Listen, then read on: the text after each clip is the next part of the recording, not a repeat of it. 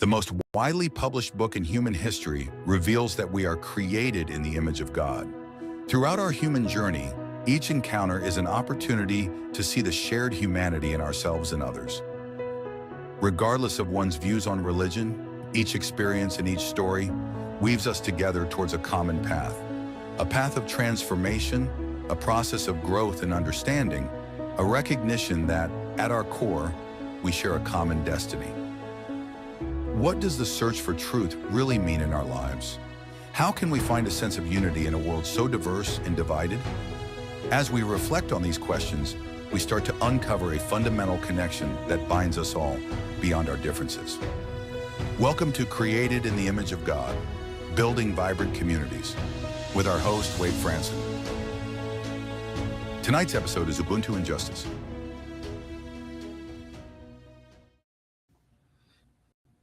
Good evening, everyone.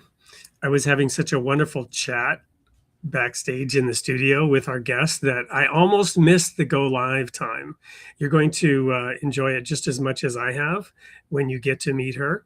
Her name is Marlena Graves, and she is a writer, a thinker, and a sought-after speaker who brings together spiritual formation and the pursuit of justice. She has a master's in divinity from Northeastern Seminary and a PhD from Bowling Green State University. And that PhD is in culture, immigration, race, and poverty. Marlena draws on a rich mix of pastoral, academic, and advocacy experience. She's the author of The Way Up is Down from 2020, among other books. And in that, she weaves together personal story with timeless wisdom to guide others towards transformation and authentic faith. Welcome to the studio, Marlena. Thank you, Wade. It's so good to be here. Thank you so much for inviting me. It's my pleasure. And as you know, we've been working on this now for a couple of months, and it's exciting to have it happen. So first of all, where are you dialing in from? Rochester, New York. So it's an hour ahead of me. Yeah, hour ahead of you. I don't know if it's as cold as where you're at. Maybe it's the same, but it's warming up a little bit this week. Well, maybe it's coming your way, but we had 60 degrees the other day, and It's been brutal. It's been brutal. The chickens are happy. Okay. So we have about 23 chickens and 3 roosters on our property. Gives us and the kids something to do, to get their hands in the dirt with real live things and get connected to nature and God through that. We're going to be talking about not chickens, but more of a social structure and how we treat our neighbors. But before we get into the core topic of your experience and your work, we'd like to get to know you a little bit better by finding out about your early years, your background, where you were born, your parents, the culture that you grew up in, and the forces that shaped you before you really figured out, this is what I want to do with my life. Yeah, thank you. I always start with telling people that I grew up very poor. I was born in Puerto Rico, lived a few years there, and then came to the United States. Went back to Puerto Rico for 4th grade, but then mostly grew up in northwestern Pennsylvania, where my dad is from. And something I realized, Wade, that I couldn't figure out till, I don't know, maybe after college and during seminary, that I didn't have language for, that people didn't speak a lot about, was how communal my upbringing was, right? Because my abuelita and my grandparents would often live with us. We took care of both sides, my dad's and my mother's parents in our family. We don't often send people to an old folks home. I'm not criticizing anyone that does, but usually it's the family, that takes care of them. And so a communal upbringing affected me, where it wasn't just my goals and what I wanted to do, but I considered, what effect does this have on my family? And so growing up sometimes without food, sometimes without heat in the winter in between paychecks, because we used to have a fuel oil where a truck had to bring fuel and put it in a tank. And if we didn't have enough money, or we hadn't paid it, then it was cold. And we had a fireplace, but I think now I learned what the problem was, is a chimney probably needed clean because the smoke would get into the whole house, and I would always smell like smoke, and I was so embarrassed about that getting on the school bus. And growing up in rural Northwest Pennsylvania, we were in the furthest geographic, as far as you can possibly be away from my school. And it was I guess, the biggest geographical district in Pennsylvania. So back then, this is before the internet, before our phones, there was long distance.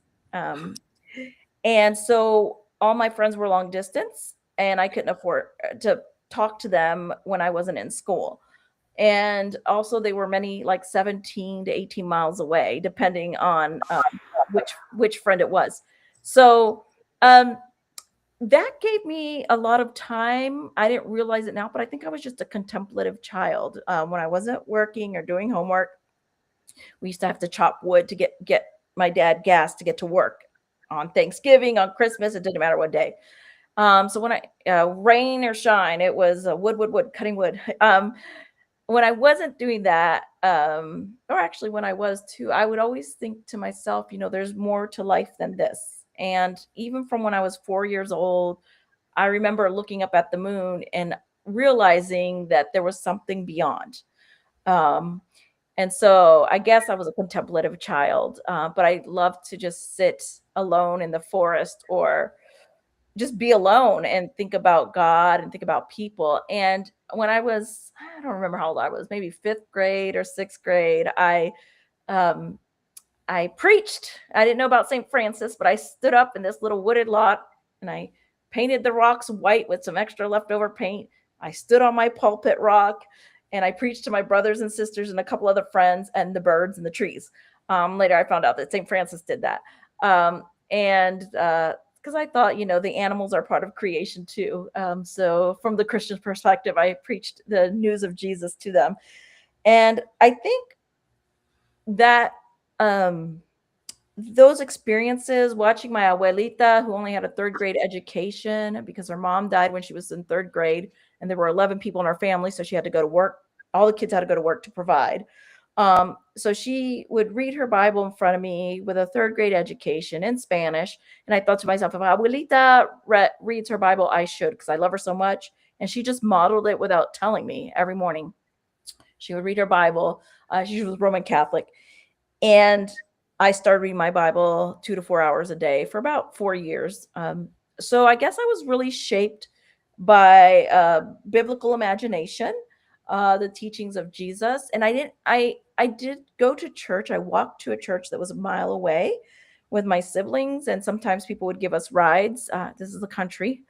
Um, but I did not grow up in like evangelical or fundamentalist culture. I think it was like a hybrid Catholic Protestant household.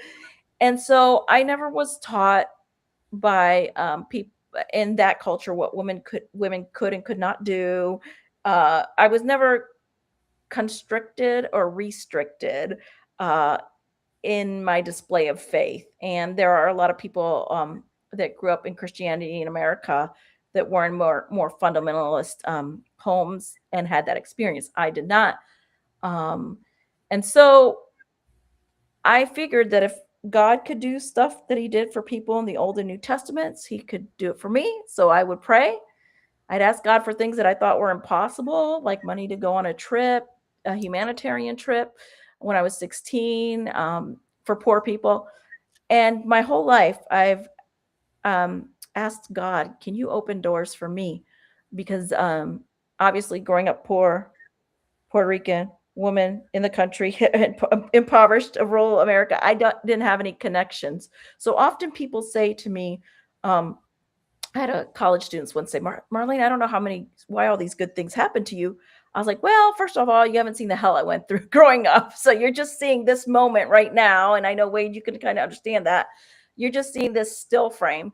But also, I pray about everything. And so, yeah, I shouldn't be here. My husband's always like, I don't even know how you came from your family. Not that my parents were bad people, but I was always that at-risk child that you would read about, all the things against you, all the situation against you, the zip code against you. Um, but here I am, and I thank God for it. So I think, to sum it up, maybe one of the things I would say is, I didn't always have confidence, and still now sometimes I don't have confidence in myself, but I have confidence in God's help and God helping me through loving people. So I'm just floored by what I've just learned, because I knew the tip of the iceberg of your background, Mhm, but now you've provided a bunch of detail that I didn't have. mhm, And it's amazing, because I think you might know that, I lived in a tent my senior year of high school up in mhm, Alaska.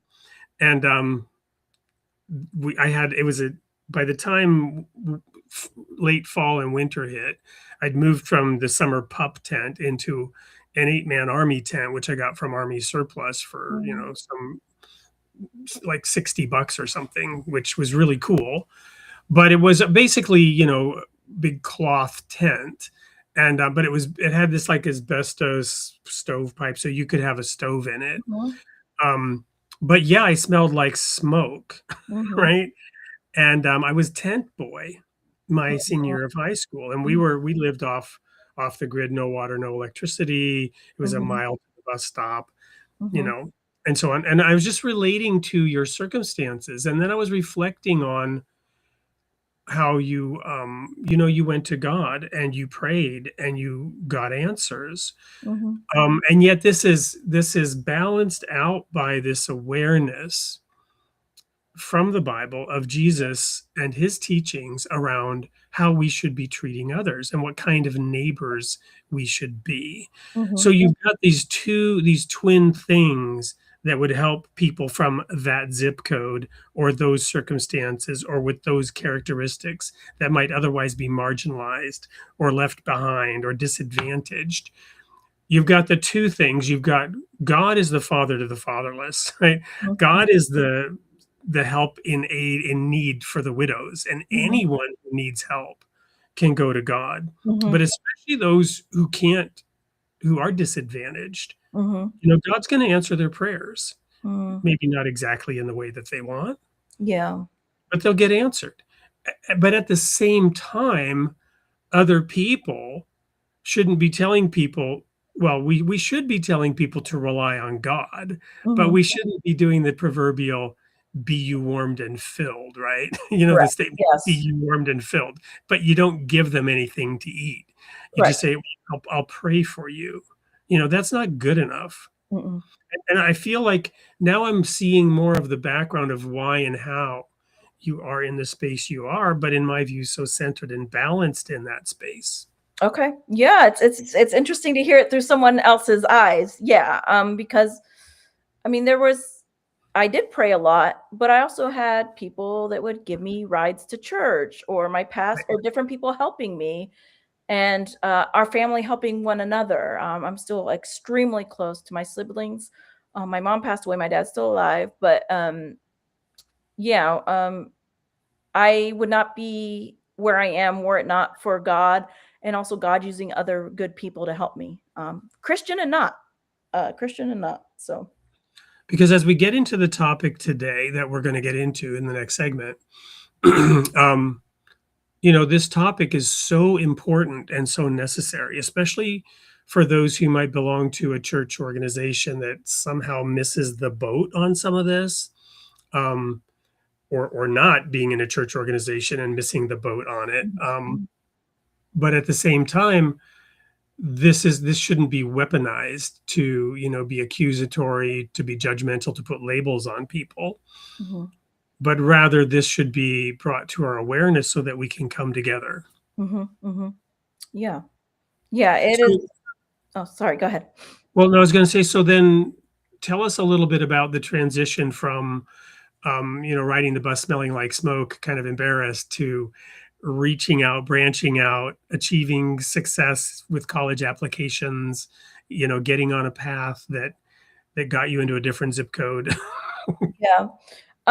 So I remember distinctly thinking to myself, probably when I was in 11th grade, If I don't get a job, I mean, if I don't go to college, the only thing, and this is not diminishing anyone, but the only job I could see myself doing is being like a cashier at I don't know if it's still there, but it was called Buyer's Fair, which was like a goodness, like a local shop that had all sorts of, tools and knickknacks and things like that.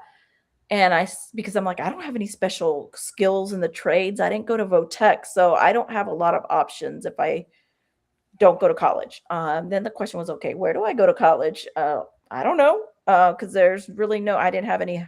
I know my dad went to night school for a little bit. At that time, he since went on past that, but I didn't have any guidance in filling out my FAFSA. I had to do everything by myself. I'm like, yeah, students have a lot more help than I had. I had to figure out how to do all this myself because my parents didn't know how. It's not because they didn't care. They just didn't know. It was overwhelming for them.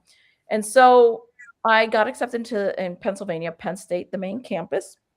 And what I didn't know until after I got accepted was they usually send people out to satellite campuses first. And then they go to the main campus. But I'm like, okay, it's a thing. I got accepted to the main campus. That's cool. And I probably would have gotten a full ride. But I didn't go there. I went to a private, what I now know to be a fundamentalist, ultra-conservative Christian school where my pastor's daughter went. It was a Baptistic school, but it wasn't her denomination. I don't know how she had heard of it, maybe through a magazine. And she told me it was a really good school. And at the time, I didn't really know any difference in Christianity, different denominational distinctives. I just thought there was like Christian universities, not Christian universities. So I was like, I should go to a Christian university to be mentored. And I went there and it really opened up my eyes. I realized just how poor I was. I don't think I knew how poor I was until I went there because I couldn't really even afford books and different types of things. But I also met the best people I've ever met in my life, like the just smartest and kindest. And then I also met the worst people. I'm like, what is this? This is not the Christianity I read about in my house. Like, what is this? And so that was really the first time I was exposed to what I would call the corrupted teachings of Jesus and more teachings about like, for example, I remember so I'm like 18 years old, Wade, and I'm sitting in a chapel, a church, not a semi-church service. The college made us go 5 days a week from 10 to 11, 5 days a week in college. And the president of the university was talking about how Jesus didn't drink wine. It was grape juice. And I remember like looking around, I'm like, what is this? I'm 18 years old, 19 years old. I can't remember if it was my sophomore year, but I was just blown away. I'm like, I've read the Bible, dude, and it says wine every time. And even in the Greek, and I've heard pastors talk about it. So why are you so intent on having to have Jesus drink grape juice? And I said, also, if it was just grape juice, they wouldn't have called him a wine bibber and a drunkard because they criticized him for those things. Because I know my Bible, dude. Well, and not to mention his first miracle. Yes, that's right. Turning water into wine. And so I was like, and serving it to the guests who proclaimed, wow, most people, they bring out the swill at the end when people have had enough to drink. You've saved the best for last. It wasn't grape juice. Yeah. And so I was like, do you guys believe that? Like, is anyone as like, I don't know if the word was outraged, but just like appalled as I was. And I don't know. I didn't see a lot of people. I mean, what are they going to stand up and object during this service? So that was really, I think, the first time I started to be like, I can't believe everything that comes out of that pulpit or that teaching. And so slowly, 18, 19, 20, I was starting to distill like what I think was, the core teachings of Jesus and what was more cultural. But again, I'm saying that now because I have words for it, but I wouldn't have put it exactly that way at that time. And so I would say then is when I got the distaste for performative and fundamentalist Christianity, where you care more about outward appearance and different things than one's relationship with Jesus. And it still continues to this day, my distaste for that, because I'm like, I expected to go to a Christian college and feel like heaven. And I was like, this is not heaven. Might not be hell, but it's not heaven. So that's where I kind of made my pivot. I'm like, okay, I know what Jesus is like. And being here, I know what it's not like. Like Jesus is not like. I know Jesus is like this from my experience growing up and everything I had. I'm like, this stuff, this other extra stuff, not Jesus. And so I think that was the kind of the first, like I never heard, they had sermons about like going on missions trips to help the poor in other countries, but not anything about racism or any of the stuff going on. Or like at that time it was it the Iraq war, the first, I don't know which. I think we were done with it then, but still there was, they only talked about mostly just missionaries and no social issues. So it was more of like you following Jesus as an individual. But again, let me say this before I finish. I met some of the best and smartest and brightest people there, and they're still my friends. So I think just a lot of places that you go, there could be really great people and not so great people, or just maybe the word's not great people, maybe more deceived people. Well, and it's really not black and white, right? It's a big gray scale. Mm-hmm. And none of us have all the answers. None of us Right. understand it perfectly. And usually there's some grain of truth, even in some of the most weird ideas. Mm-hmm. Mm-hmm. And it so we do this little program. I won't go into it. Maybe a little bit later.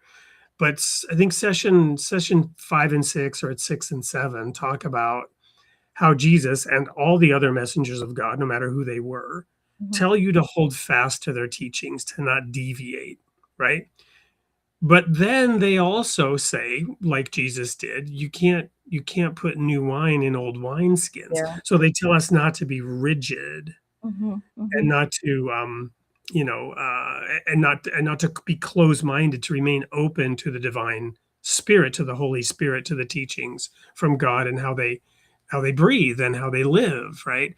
So you have this yin yang, which is therefore not surprising that you saw good and bad people. And it's not the people who have good ideas and people who have bad ideas, right?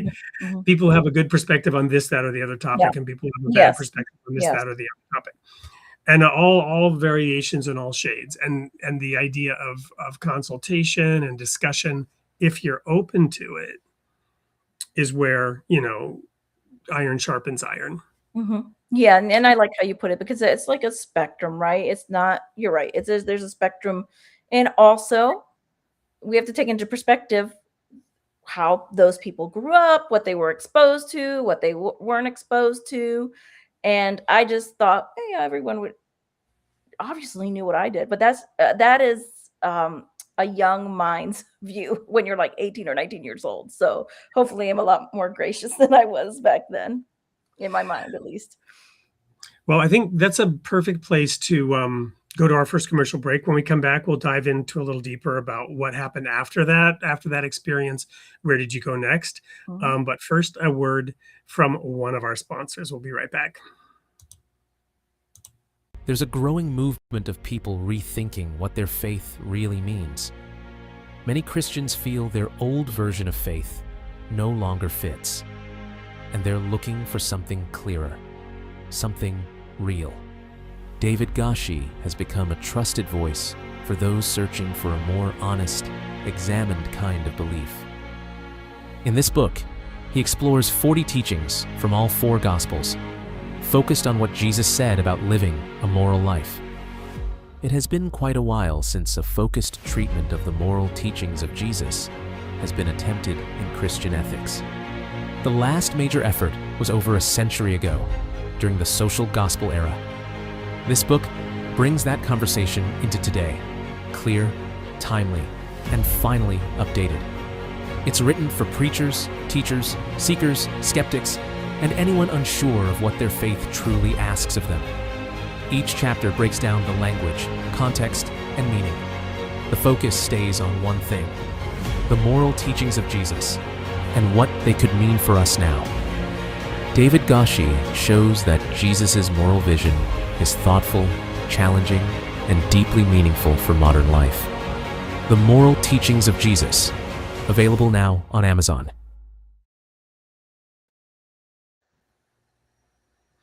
And we had David Gushee on the show about a month ago, episode 212, if anybody wants to check out that full episode.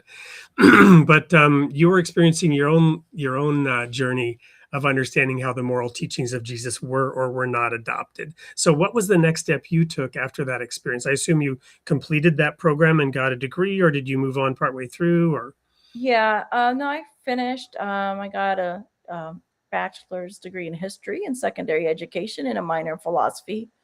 Met my husband in a philosophy class. He's a literal philosopher like Gushee. He's a philosophy professor.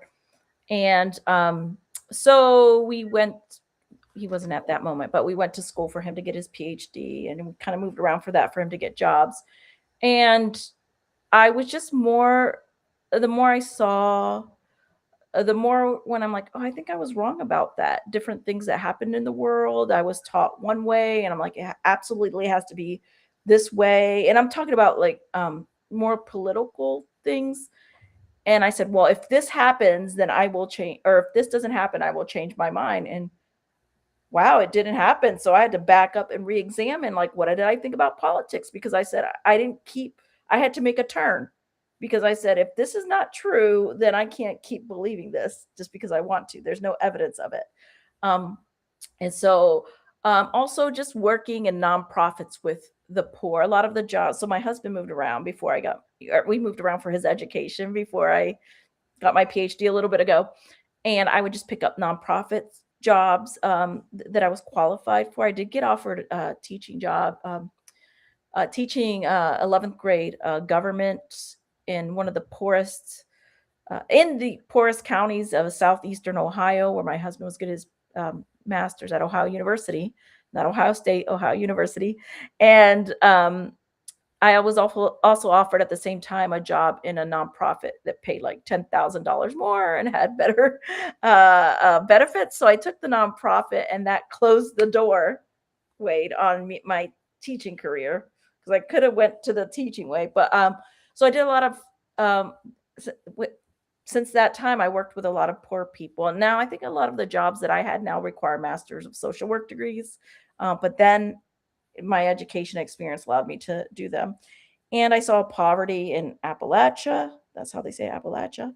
The worst poverty I saw was among, Caucasian people in Appalachia, because, you live out in the country, you're far away from cities, you don't have gas to get there. So you don't have a lot of the benefits of the social programs that maybe a more populated area has, because you don't have transportation to them. I worked with people of color trying to get their education go up higher. So I worked with a lot of poverty. I've worked with migrant farm workers, the people that pick our fruit and vegetables, Christmas trees, many who will not go to work right now because of what's happening in our country in the United States. I worked with the NAACP and other organizations trying to prevent police brutality, where I lived in the Toledo, Ohio area. And so I feel like I've been around a lot of poverty and poverty alleviation. And I didn't have any problem, how do I say this, interacting with people in poverty, because I myself know what it was like. And I know some of the poor people I knew, some of the hardest working people I've ever met in my life. It was just, what jobs are available to you when you have a certain education, or.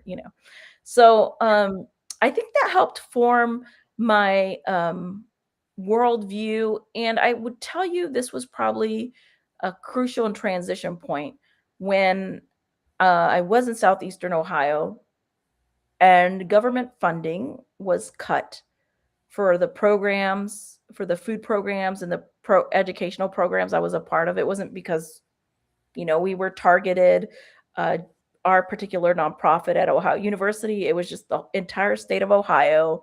They cut the TANF funds, which stands for Temporary Assistance for Needy Families. And I was like, this policy is putting people in hunger, because I know that our programs fed some of these kids after school and they didn't have anything to eat. We taught them how to read.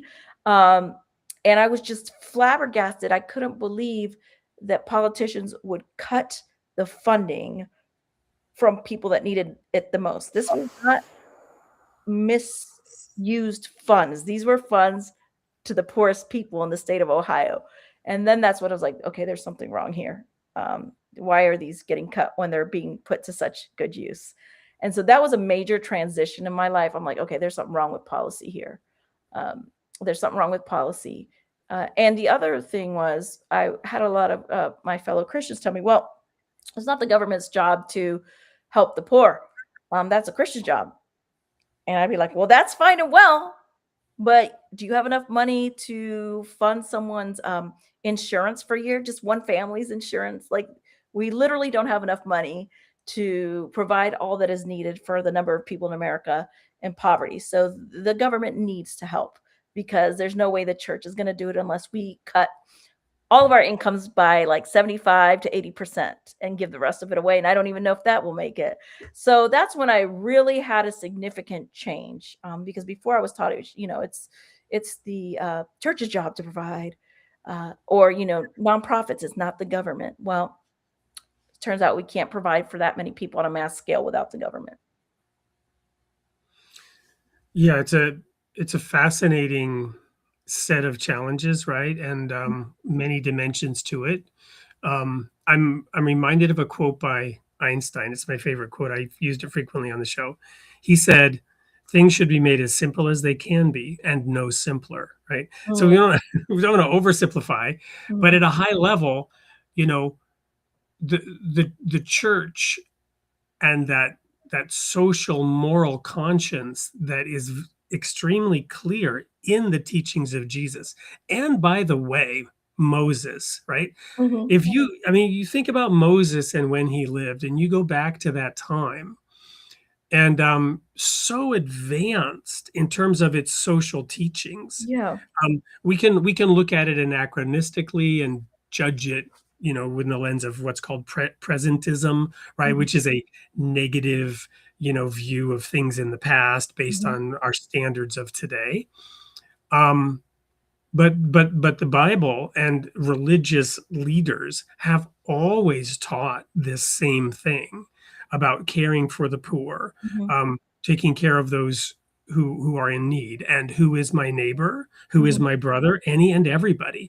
In Matthew 25, the separation of the sheep and the goats is all around this issue, right? How we treat those who are less advantaged. But the laws of Moses and the social structure was to set up a society in which these things were taken care of. So government does play a role. So no, it's not right to say this is the role of the church and this is the role of the government when it comes to providing physical, material means. Interestingly, in Matthew 25, it says, when the Son of Man comes in his glory, he will judge the nations. And now the separation of sheep and goats is based on individuals, but he says he's going to judge the nations and separate them. The collective groups of people who behave. Some nations do a good job taking care of their poor. Some do a less good job, and some do a terrible job. Some nations persecute their minorities. Others may, fail to adequately provide equal opportunity. Others may, allow certain ones to fall through the cracks. But the point is, as society grows and evolves, we have to do this at a societal scale, at a governmental scale, right? Which is, I think, what you're getting at.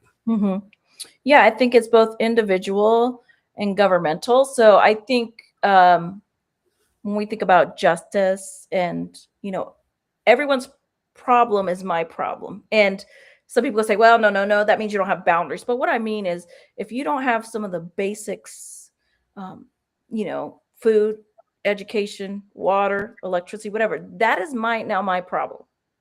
In America, we're very into, excuse me, let me throw that out. I'm so used to saying in the United States, because I do believe there's several nations in the Americas. In the United States, we're very individualistic and kind of have the attitude that's not my problem. But as you mentioned earlier, and maybe we're going to talk about more with Ubuntu, it is our problem. Jesus, other people's if I'm my brother's and sister's keeper, and that's what God in the Old Testament basically chided Cain for when he killed his brother Abel. Cain, when God came to him and God said, Cain, where's your brother Abel?" And Cain's like, "Well, I'm not my brother's keeper. Why are you asking me about him? Why should I be worried? It's his business. His business is not my business." But that's not the way of Jesus, and it shouldn't be the way of Christians. And I particularly have a strong passion for Christians because some of us proclaim so loudly we follow Jesus, but don't act like him. I would rather not proclamations be made, and Wait, are then you saying, are you alluding to that quote from Jesus? Why do you call me Lord, Lord, yeah, and don't do the things that I say? yeah. And I say that to myself too, because uh, you would remember, as a Paul, one of them says, not many of you should be teachers because you will be Right. judged more strongly. So I know that for myself, and so I try to live out what I talk about and teach. But to hear Christian leaders and pastors teach against empathy and compassion and helping the poor, uh, I don't know what Jesus they're thinking about, because it's not the Jesus of historic Christianity or the Bible. I'd like to take one little example, and this is sort of unpacking the concept of Ubuntu that you've introduced, Mm-hmm. which I want to hear more about. One example is in the modern world, because of the way society has evolved, the nuclear family, and even feminism, the modern woman is kind of expected to want and have it all, right? Mm-hmm. You're an example of that kind of a superwoman who has, I don't know if you have children, Yeah, I have but three girls. so you should have 3 children, and you're married, and you have a PhD, and you have a career, so you have it all. But in our society, what you may or may not have is that support network that your family had growing up. You Mm-hmm. talked about being more almost like in a village environment in Mm-hmm. your early years, right? Mm-hmm. Where and your grandmother, if I got the Spanish translation correctly, Yeah, because I don't yeah. speak Spanish, but so that's no longer in place because we've driven so strongly in the direction of a nuclear family Mm-hmm. and Mm-hmm. a society structure and an economy Mm-hmm. in which families don't stay together locally. They move around the country and they're all split up, and we may or may not have a network. And the church, various churches in some ways try to fill in for this. And Mm-hmm. that may be what that woman was referring to. Well, that's the role of the church to be the extended family, the church to be the village, Mm-hmm. since we don't have extended families. But this fragmentation and this isolation leads to women being under enormous stress to try to accomplish all this without the help of extended family. I mean, and then you have to set up daycare and all kinds of issues and problems that we wouldn't have if we structured society differently. Yeah, let me be quick to say that my husband did a lot of the labor so that I can go into a PhD program. I had friends. Here's where the village comes through.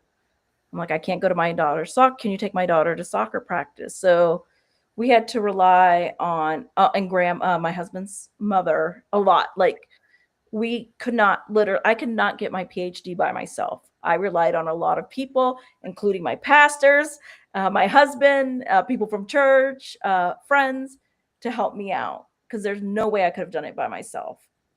The thing with society too, and I just want to add to this is another program, Wade, but it's also because you have to have 2 people working to even be able to survive, right? A minimum wage job is no longer enough to pay for an apartment, even if you work 40 hours a week at minimum wage. So uh, um, the economic issues, and I do think that this stress on individualism has, not that you shouldn't chase your passions and what you want to do, but people think they do it themselves and they never do. It's always on other people's shoulders and with other people's help, whether they realize it or not. Could be a job reference from someone that you would have had if you hadn't asked. So all that to say is that um, I think that's a reason for the isolation and loneliness epidemic.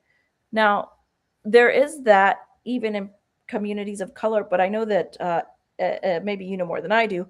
Asian communities and Hispanic and even African American communities, they're more communal than traditionally Caucasian communities.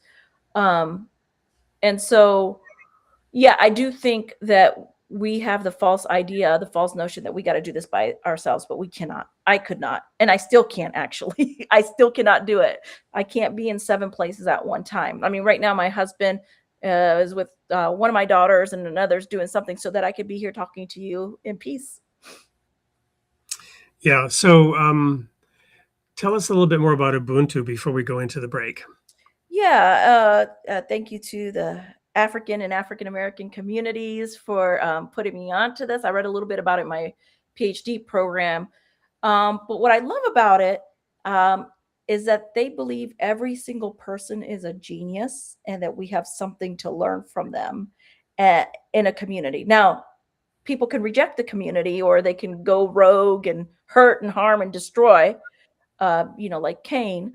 But they all believe that the community is what helps us flourish together. So, for example, I think the best example of this that we're seeing in the United States is what's happening in Minneapolis, where everyone and their brother, Christian, non Christian, different religions, stay at home moms, not stay at home moms, everybody is watching out for each other in Indianapolis with what was happening with ICE and DHS. That to me is a modern current example of Ubuntu. Watching out for everybody, the businesses, that's what you do. We watch out for each other. The the good of one is the good of all. The harm to one is the harm of all. Is there sort of a better formulation or translation of that term? Well, you said it. You said it well. Martin Luther King Jr. said we're all interconnected. I just when I talk to students is like there's two ways. My flourishing is tied to your flourishing, Wade. Even though I'm not in the same town, right? In the Christianity, as you know, they use the body metaphor. And if one part of the body is hurting, if you stubbed your toe, that'll affect your ability to walk and do other things. And so I really believe in that teaching of Jesus and in that concept of Ubuntu that I think it's really, the teaching of Paul that really shows that we're all interrelated and that what happens to one that I can't truly flourish if you're not flourishing, if my neighbors aren't flourishing. And that means we're going to have to be a little bit generous and not hoard for ourselves. Because how can we hoard everything for ourselves when our neighbors can't even eat? Well, and it says in the Bible that God sends rain on the just and unjust alike. And it's not really just about rain. It's also about spiritual awareness and understanding. Mm-hmm. The Spirit of God in the opening verses of Genesis moved across the waters, plural. Mm-hmm. God's Spirit is always traveling, always working. It's pervasive. So we have these concepts in different cultures, such as namaste, coming from the Hindu culture, which is that same thing about there's genius in everyone. The light in me salutes the light in you. That's the meaning of the term namaste.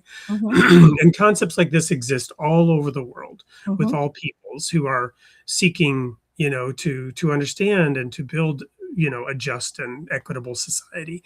And you have all these different experiments, some of them gone awry, some of them gone badly, that at their heart have, similar desires to structure our lives and society in a way that's helpful. So in the United States of America, a state in the 19th century being a nation, 50 nations, if you will, coming together with a federal government, state, local, and then also NGOs, right? A church is an NGO in that sense, right? All of these things working together to try to structure a more just society. I would say at the spiritual level, the title of this show, Created in the Image of God, which evokes sovereignty, to be honest. we're created in God's image, male and female. It says he created them, and each of them stood sovereign before God. It wasn't until the introduction of what was represented by the tree of the knowledge of good and evil, and the desire to take to oneself the prerogative to choose. Mhm. Wasn't until that moment that we began to lose our sovereignty and trend away from the light towards darkness from time to time, and then become enslaved to each other and to our passions Mhm. and to the negative results that came from that. But God's intent was that we be sovereign. This is evident when Paul later says, mature Christians, those who are ready for strong meat, use their senses to discern good and evil. Strong Mhm. meat belongs to those who, by reason of use, have exercised their senses to discern good and evil. So to regain that higher path, to begin to regain that sovereignty, to be like God and to discern good and evil. Mhm. Um, what am I getting at here? That created in the image of God, the title of the show evokes that sovereignty, but then the subtext is building vibrant communities Mhm. where we submit our desires, our wants, our sovereignty to the needs of others, right? Where we esteem others better than ourselves, think not Mhm. everyone on his own things, but on the things of others. Mhm. So we voluntarily humble ourselves. We voluntarily abase ourselves to Mhm. become servants to other people. And that's actually the highest calling. The Mhm. highest calling, the greatest freedom, the greatest reward, the greatest joy comes from serving other people. Mhm. Mhm.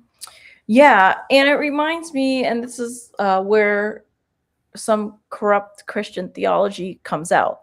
So, for example, when I lived in the Toledo, Ohio area, the Islamic temple, the mosque, they had a huge food pantry. They were the first ones giving food out to people. And some churches said, I'm not going to work with them because they're Muslims. I was like, what? Like these Muslims, they have the infrastructure already created. They didn't have to start from scratch. Um, it was, I think, started by a medical doctor, a cardiologist in the community. And so they already had the infrastructure and everything to get the food out to people. And they already had all the mechanisms and logistics down. And so they were like a hub of food distribution. But some churches said, I'm not going to work with them because they're Muslims. And I found that incredibly ridiculous. And our church worked with them. Our church is like, yeah, we'll send our food here and they'll distribute it. And so that's what I mean when, well, like what you're saying, everyone's created in the image of God. The Muslim imam, the Muslim friends that worship in the mosque, and they were doing something good. Why would I oppose that just because they're not exactly like me? They were loving their neighbors in a very concrete way. Yeah, we're gonna go to a quick commercial break. When we come back, I want to unpack that a little bit more, going directly to the Bible and showing how the Bible supports what you just said. Don't go anywhere. We'll be right back. In a world increasingly disoriented and lacking spiritual values, many are turning to religion as a source of inspiration and comfort. Each person chooses their individual path, and if there is one thing we are known for, it's providing a positive platform for diverse points of view, to provide each of us the opportunity to discern truth for ourselves.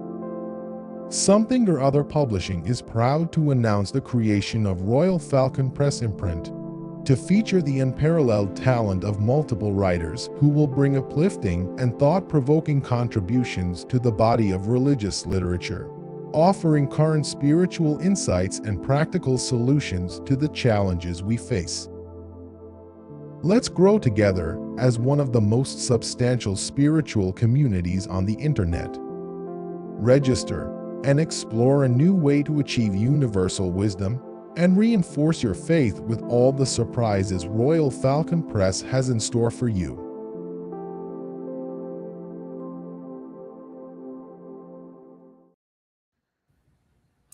And I guess there was no way to register or to get more information, so you can go to info@soupllc.com. I'll go ahead and put that in the chat so that everybody can see it.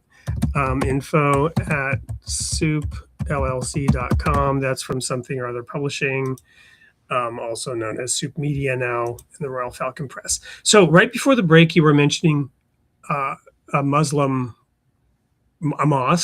where Muslims were doing good works. So I know where some of the scriptures are that those Christians would go to support their position. Mhm. I'm not going to spend a moment on going to those, because there are plenty of others that would lead you to understand you can't take those verses out of context. Things like, he that is not against us is with us, Jesus said, right? Mhm. Let's think of some other ones. Paul in the Agora and the statue to the unknown God, Mhm. right? Now these are pagans. These are pagan, polytheistic worshipers of who knows what, all the gods. And Paul didn't berate them. Mhm. He didn't judge them. He saw this statue to the unknown God. They were so religious in kind of a superstitious way that they're like, well, in case we missed one of the gods, because there are a lot of them, we better erect one so that the unknown God won't come and punish us. Yeah. Sorry if we didn't know about you. Paul doesn't take it the negative way. Mhm. He says he commends them for being very religious and very observant. Mhm. Mhm. And then he says, there is an unknown God, and I'm here to proclaim him to you. So Mhm. he uses that as an example. And again, some of these materials that I referenced earlier that we've worked on through the Royal Falcon Press, the Creating the Image of God show, sponsoring with Royal Falcon Foundation and Royal Falcon Press, something called The Facets of One, in which we show that all the religions of the planet teach that there's one God. Mhm. In Arabic, that God's name is Allah, because that's the Arabic word for God. What is the Spanish word for God? Dios. Dios, right? It's Dieu in French. It's Bog in Russian. It's Gott in German. It's Gud in Swedish, right? And who knows what other languages. Sometimes it's a very long word in some indigenous languages. Mhm. And in the Maori tradition, I think it's lo, L-O, lo. Mhm. These are just different words for God. It's because we all speak different languages. Mhm. Mhm. And to get hung up on the word Allah and say they worship a different God is very ignorant. It's just ignorant. I don't mean that even negatively. It's just a lack of it's a lack of education, or it's Yes. having been somewhat misinformed. Mhm. Yeah, yeah, yeah, I know. Yeah, I know all the backs and forths about why people would say this or that or the other. Um, Pro and con to what you said, but I have to say that I just think when I'm going to be judged, is God going to say to me, "Oh, Marlena, you didn't give because you didn't want to work with your Muslim brother?" Um, and I do tell other people that get upset about such things. I said, even Jesus called the Samaritan good. The Samaritan, from the Jewish perspective, has very questionable theology, may not even be a true Jew, but Jesus called him the Good Samaritan because of what he did to help other people. And the people that we were not supposed to be like were like the Levite and the priest that went around the man that was beaten on the road to Jericho. So I think, that Jesus would agree, and a lot of other teachers would agree, like that we are supposed to help, as you say, those that are less advantaged than we are. All the major world religions teach that. So, Well, and I think the most powerful example, the entire book of Matthew is about judgment, right? Mhm. Matthew 7, judge not, lest ye be judged, Mhm. right? Mhm. And then we're told also, of course, to judge righteous judgment. But what is righteous judgment? Well, don't judge outwardly. Don't judge just by, what you see on the surface. Mhm. See it with the eyes of God, and then God informs us how to see it. And then he shows us how, as we get to the final parables of Matthew, you have the virgins, right? 10 virgins, 5 wise, 5 foolish, but all 10 of them fell asleep. Mhm. They were all sleeping Mhm. when the bridegroom came. Mhm. And even worse, I studied the parable about the sheep and the goats Mhm. because I had to give this sermon in Estonia. I was the first pastor of the Worldwide Church of God in Estonia. I left that organization. I resigned from it, and then joined one of 2 big splinter groups from it. And then that splinter group split up further. And so I was several churches removed from that congregation that I had been the first pastor of. But they invited me back for an anniversary, and I'm no longer part of their church. Mhm. Mhm. And these are people that really care about if you're in our church or not in our church, right? Mhm. But because I was a peacemaker, broadly speaking, I got an invite back from the president of the global organization. Mhm. And so I gave a sermon on the sheep and the goats. And as I was studying for this sermon, I asked myself, how can we as individuals end up being a sheep and not a goat? Mm. We Mhm. all think we're sheep, right? We're Yeah. not the goats, right? Yeah. How do you know? And how can you you know really think deeply about this? You mentioned you were contemplative as a child and spent hours communing with God and thinking and reading. How can we really know? And that's when I realized there's very little difference between the sheep and the goats. Mm. And like the virgins who all slept, something emerged from this story about the sheep and the goats. You know the story. Jesus, said the sheep are the ones who gave the glass of water to the thirsty person, who visited the person in jail, who visited the person in the hospital, who Mhm. gave them something to wear, and the goats were the ones who didn't. Mhm. When Jesus told them, the sheep, you gave it to me, and the Mhm. goats, you didn't give it to me, they both said the same thing. The thing they both said was, when did we see you? Mhm. So none of them recognized Jesus, Mm. Mhm. right? So in this sense of identity and identifying as a Christian and who else is a Christian, Mm. none of them recognized Jesus. That's Mhm. pretty profound. When did we see you? Mhm. And so why did the sheep do what they did and the goats do what they did? And the answer that I came to, which I shared in this sermon, is the sheep weren't concerned about who was and who wasn't a Christian, Mhm. and the goats were. Mm. Mhm. Concerned about identity, Mm. because obviously if they had recognized that person, they would have given it to them. Mm. And this comes to the whole concept of othering, right? And people that don't look like us, Mhm. people we don't identify with, but it goes beyond just the outward characteristics. It goes towards affiliation, identity. Mhm. Um, and the bottom line is, I came to the conclusion that the only way to be sure you're to be a goat, to not be a goat, is to be indiscriminate in your love and in Mhm. your giving. Mm. And Yeah. if you're giving to somebody, it's not based on merit or worth Mhm. at all.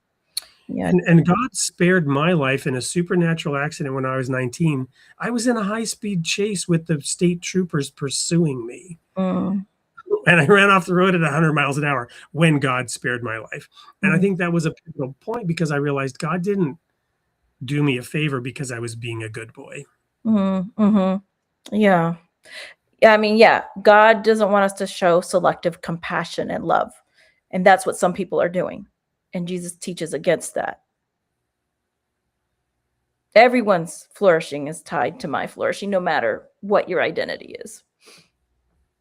To your point earlier about even your enemies. Mhm. Oh, yeah, Jesus, like, you have to love your enemies. And the only way you can do that is to not view them as enemies, to get Yeah. over them being your enemies, to not see them as others. Because it's easy to be, and we notice this in our own faith community, to be honest, in our own circles. Mhm. And I'm not judging anyone else. I mean, I try to look at myself in the mirror and say, do I do this? Mhm. Do I other people in the name of not othering people? Right?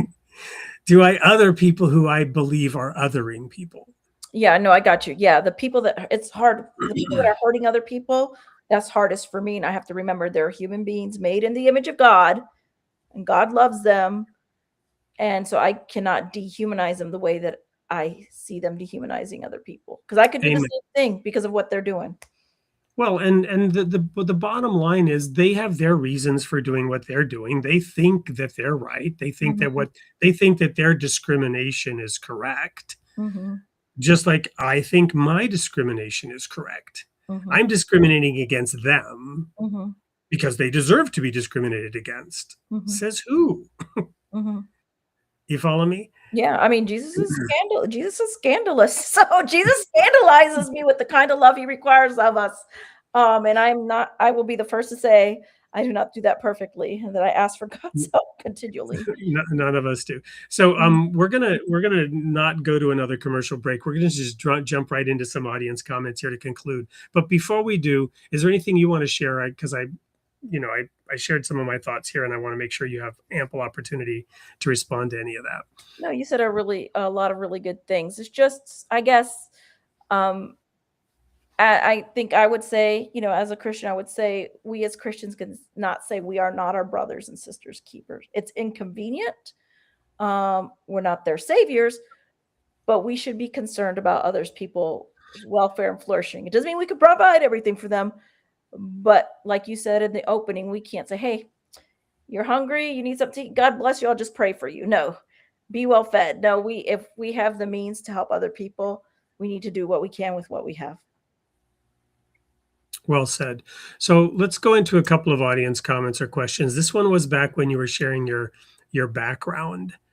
Um, do you ever wonder what God has kept you from? I know you said you had a lot of hardships, but knowing that God is with you from such a young age, I'm just curious. In other words, did those hardships prepare you in such a way that had you had it maybe less hardships, things would have been very Yeah. different Yeah. in maybe a bad way?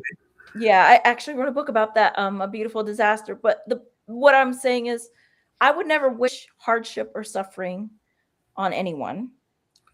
But I'm sorry, I don't want to say obviously, to the person that asked the question, absolutely. I would not be the person I am today without having gone through that suffering. I used to ask God, like, why did you make me this way? Why does this have to happen to me? Other people aren't going through this. It's only in retrospect that I can see how that has formed and shaped me. So yeah,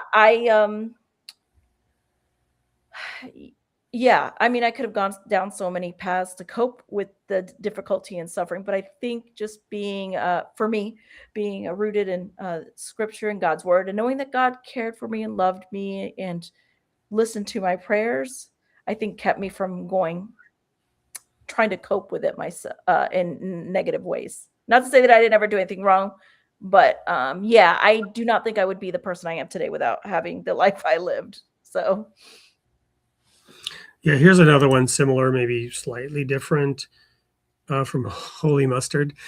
Thank you for your comment question. I found that poverty was needed, at least in my life, to appreciate and work so hard to get where I am today. Curious if that's how you feel today. oh, that's a good question. Well, I would say that people say I have a good work ethic, but that's from probably having to, split and cut and load wood for stuff until we were done.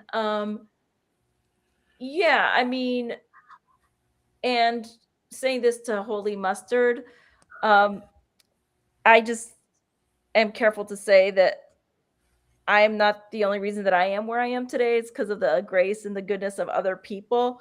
But I think I appreciate hard work, but I also know that you can work really, really hard. For example, think about women in Africa who have to walk miles and miles with water on their head. They're hard workers, but because of the economy and the life, they don't get ahead because there's no options for them. So I just want to be careful. I hear what you're saying, and I know you're not saying that, but I just want to be careful to say that people could work really hard and still not earn enough money. But I do think that poverty has helped me. Yeah, I don't want to go without food, and I don't want my daughters to go without food. So I want to do everything I can to avoid that if I can. Yeah, it's interesting. Jesus said he came so that we might have life Mhm, and life more abundantly, and mhm, you shall know the truth, and the truth shall make you free. There are those statements. And then we have God as a father to the mhm. fatherless. Yes, But that doesn't mean we should want anyone to be fatherless that's or right. motherless. That's right. That's right. That's right. I think, yeah, that's And right. the way that God can be a father to the fatherless is to bring other fathers and mothers into our lives. Yeah, He can absolutely. inspire other people to provide that Hmm. and to help them. So, it's kind of a negative proverb that if you've really suffered, you're going to have a hard time getting out of that cycle, Hmm. right?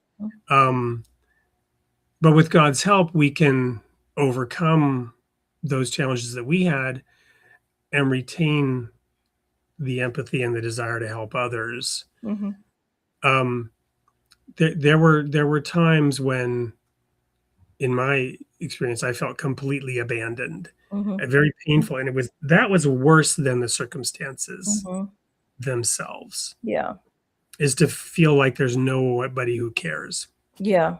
I would agree with that. Yeah. and even somebody who's willing to do a little bit. And I remember one episode in the tent where I stupidly was trying to light the stove with gasoline, and I burned my face really Oh. badly, and, um and it was horrible. I mean, this is like the low point, and there was a youth group in the other church that sent me a gift and a care package, and Mm-hmm. it included some cassette tapes of music that Hmm. they knew I would like, Hmm. and it meant so much. Hmm. And, one of them sent me like $10 in an envelope Oh, because yeah. it's like I didn't have money to buy candles to have Yeah. light in the tent. You know what I mean? So those little things meant so much. Yeah. That's right.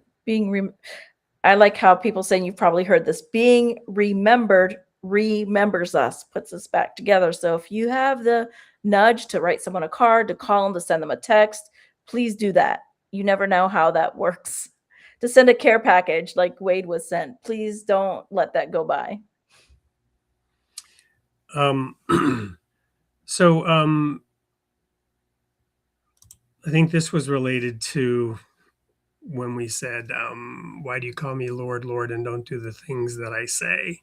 There's a scripture about doing the things you don't want to. Mhm. Probably many of them. I don't know if any come to your mind in terms of the admonition and maybe reaching out or trying to share something for those churches that maybe feel they're more exclusive and more focused on um, you know perfection, right? Because we're also told to become perfect like our Father in heaven is perfect. And Mhm. then there's moral codes that we're supposed to live by. And there are churches that, emphasize those things. Mhm. Um, I don't know if you have any words for some of those kinds of churches that you were addressing in your Yeah, book in 2020. it's in, I don't know, one of the epistles, maybe James. I can't look it up now on Google, but uh from the King James that I learned it when I learned it at the time, he who does not do what he knows he ought to do is sin. So like you should do something, but you sin, or let's put it this way. I mean, I like thinking of like life and death. We unleash destruction in the world, even if it's a little bit. So if I know I'm supposed to help somebody, maybe I have to do a reverse and turn around and get some food for that person that's begging for food, even though I'm on my way to go do something else, right? People are like, "Don't help me." I'm like, you can ask them if they're hungry, and if they're hungry, you can give them something to eat. Yeah, yes. I mean, sometimes you got to do what you don't want to do, and it's also in. I think you referred to this, Wade, Philippians chapter 2. Again, the Bible's not talking about opening yourself to abuse and toxicity, but sometimes I'm not going to be able to do the things. I have to sacrifice myself, lose my life, Jesus says, so that I'll gain it. So it can't be all about me, right? I will be, this is not always easy. It's inconvenient. And a lot of times we need the wisdom of the community to know how to best love other people and to seek their flourishing, because we don't have all the answers by ourselves. Amen. I remember, to try to help model this a little bit for our kids, we would drive around. We would try to always have like a box of granola bars Mm-hmm, mm-hmm, in the car. So at least we could hand out a granola bar, if nothing mm-hmm, else, mm-hmm. Yeah, that's right. to some of the people that were standing there. And maybe they didn't want food. Maybe they wanted, something else. But at least we could show that we cared and that we were thinking about them. Yeah, yeah, yep. And maybe that act of kindness, Wade, reminded them that they weren't abandoned. Maybe in a way, like the way when you got that care package and those cassettes and those $10. We never know. We will never know the implications of.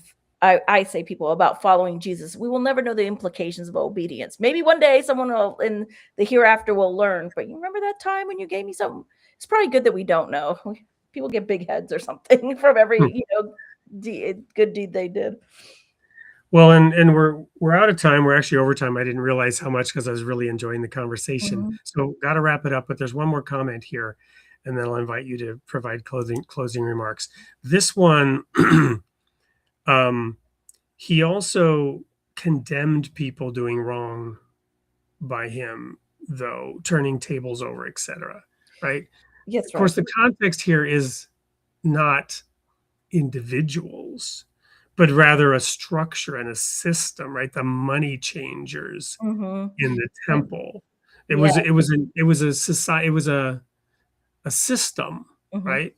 That was oppressive and counterproductive. Yeah, and using God to make money, using God as an accessory so that they could sell their wares, whether the animals or whatever. And Jesus said, my house is supposed to be a house of prayer, but they used the temple, the synagogue, the religion to enrich themselves. And instead of, again, he said it's supposed to be a house of prayer for all nations, but you're enriching yourself off the poor. Yeah, it was a system. That's right. And I do agree that with Leprechaun here, that we're supposed to, challenge unjust systems, because you might take that as turning over tables, because that hurts people, destructive systems. And so that's something that Christians can join other people in doing. And I would always say nonviolently, but you can metaphorically turn over tables and saying, hey, this is not right. And I see a lot of people doing that today. Thank you. So what final words would you like to leave the audience with today?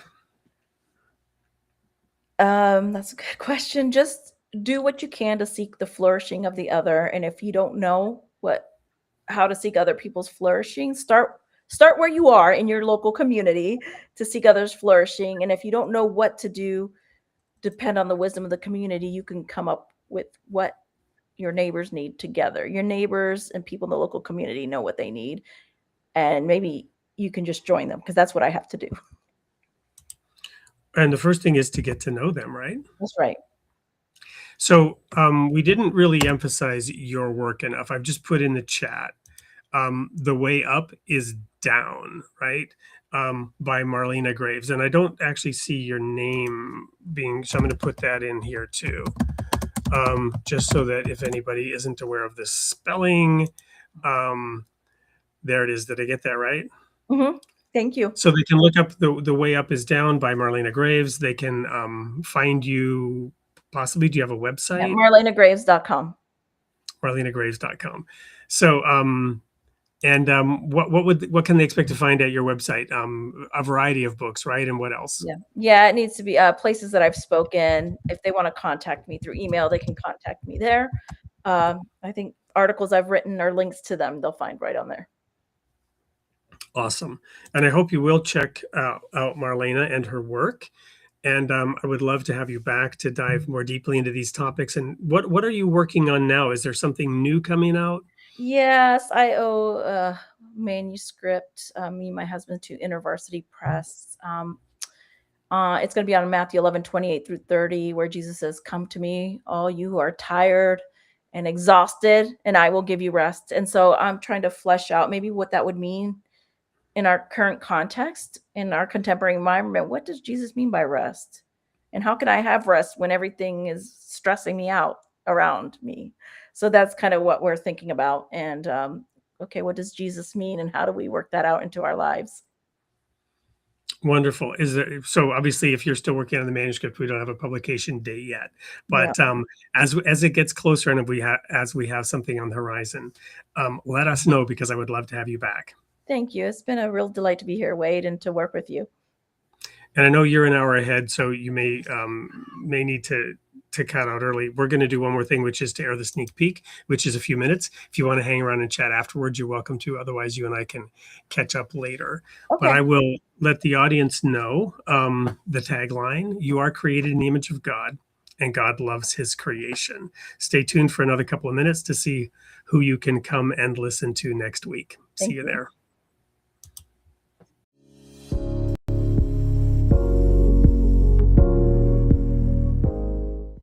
Hey everyone, Wade Franson here, and I'm in the studio with Dr. Devin Singh, who's an associate professor of religion at Dartmouth College.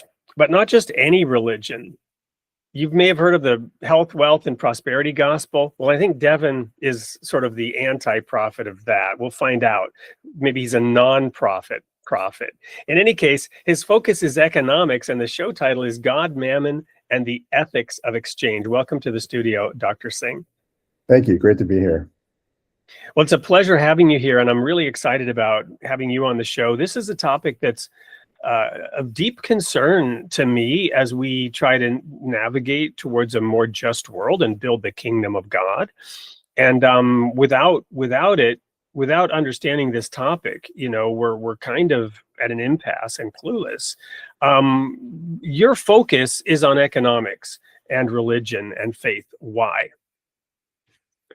Well, I mean, certainly it's something that's on a lot of people's minds. Topics of God, religion, spirituality preoccupy a lot of people's concerns, and we have money on our minds a lot as well. So these are two driving forces in our lives and in society globally, and so they seem like important topics to tackle. And it so happens that they have a lot to say to one another, and as I've discovered in my research, they have been shaping and informing one another really for millennia.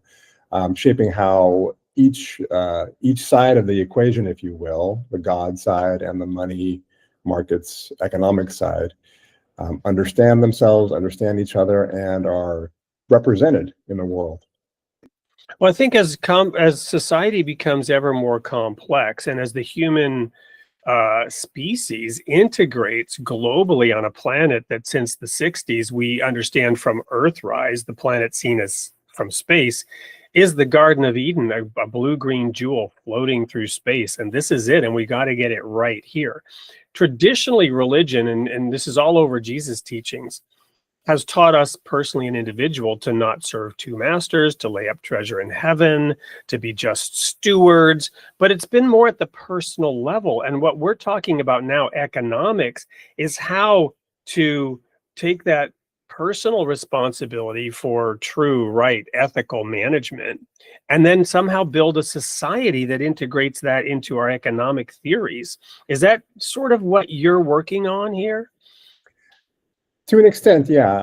I'm certainly interested in how Christian thought has thought about money, wealth, responsibility, justice, ethics.